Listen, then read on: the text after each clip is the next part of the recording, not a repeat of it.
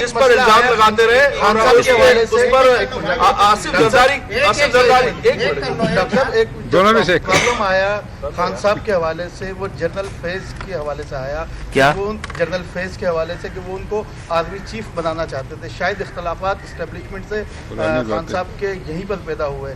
تو اس وقت آپ نے کچھ کوشش کی کہ خان صاحب کو اس بات پہ راضی کیا جا سکے کہ جنرل فیض کو نیکسٹ آرمی چیف نہ بنایا جائے، آرمی کا جو پروٹوکول ہے اس کے مطابق چلا جائے؟ میں حلفیہ یہ بات کہتا ہوں، اور میں حلف آسانی سے نہیں اٹھاتا. میں حلفیہ یہ بات کہتا ہوں کہ میری جب بھی خان صاحب سے بات ہوئی تو انہوں نے یہ کہا کہ نہیں، میرا کوئی پریفرنس نہیں ہے.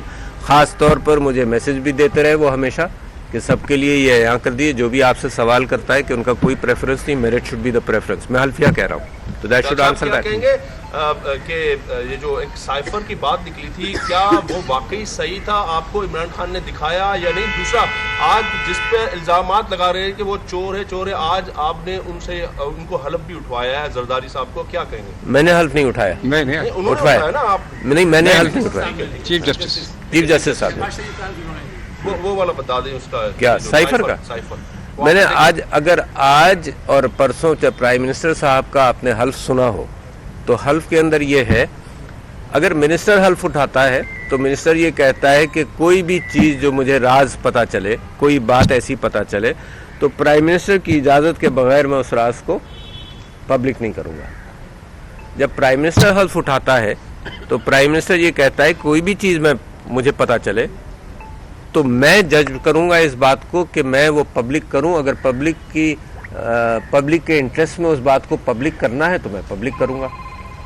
تو لہٰذا میں سمجھتا ہوں کہ عمران خان صاحب نے اسی بیسس پر کہا. اچھا آپ یہ بتائیے.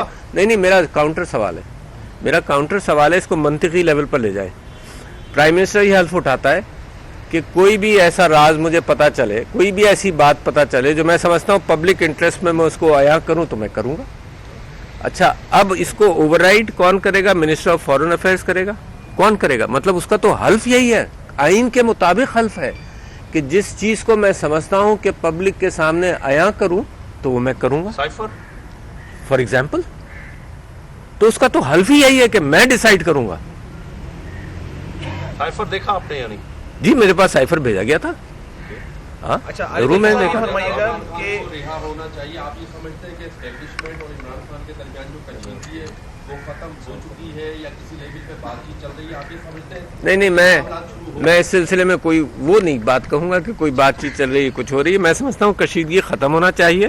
دیکھیے، بڑی کلیئر بات ہے ہم سب کے لیے کہ پاکستان کی فوج میری فوج ہے، پاکستان کے عوام میرے عوام ہیں، پاکستان کی سیاسی جماعتیں میری سیاسی جماعتیں ہیں، پاکستان کی سیاسی جماعتیں وفادار ملک ہیں، ہے نا.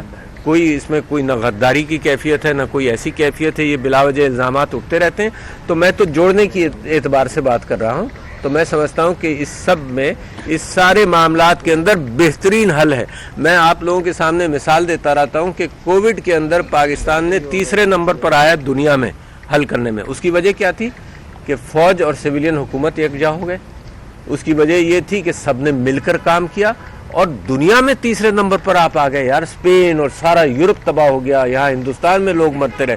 تو میرا ابھی بھی وہی پرسکرپشن ہے، ٹرائیڈ اینڈ ٹیسٹڈ پرسکرپشن ہے کہ جس میں پاکستان نے کامیابی حاصل کی. تو ابھی بھی ملک کو جوڑ دیا جائے، یہ ملک اچانک ترقی کرے گا. عارف الوی صاحب، ایک عدالتی ریفرنس آپ کے پاس آیا تھا اس وقت جو چیف جسٹس ہیں جسٹس فائز عیسیٰ صاحب کے حوالے سے.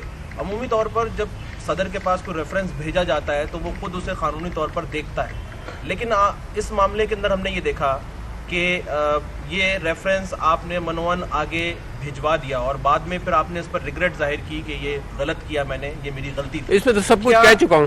اب آج نئی بات کیا پوچھنا چاہتے ہیں؟ پوچھنا چاہ رہا ہوں کہ کیا آپ سمجھتے ہیں کہ معاملات وہیں سے خراب ہونا شروع ہوئے جو بڑھتے پھر آگے اس 9 مئی کے واقعات کے بعد سے لے کر آج تک کی سچویشن پر آئے؟ نہیں، میں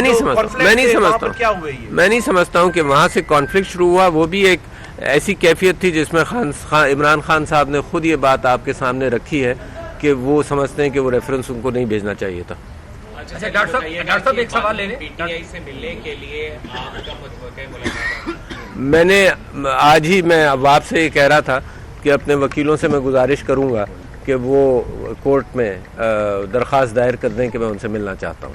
ڈاکٹر صاحب، سوال میرا آپ سے یہ ہے کہ کیا جو کہا جا رہا ہے کہ 9 مئی میں جو لوگ 9 مئی کے واقعات میں ملوث ہیں، آپ کیا کہتے ہیں ان کو سزا ہونی چاہیے یا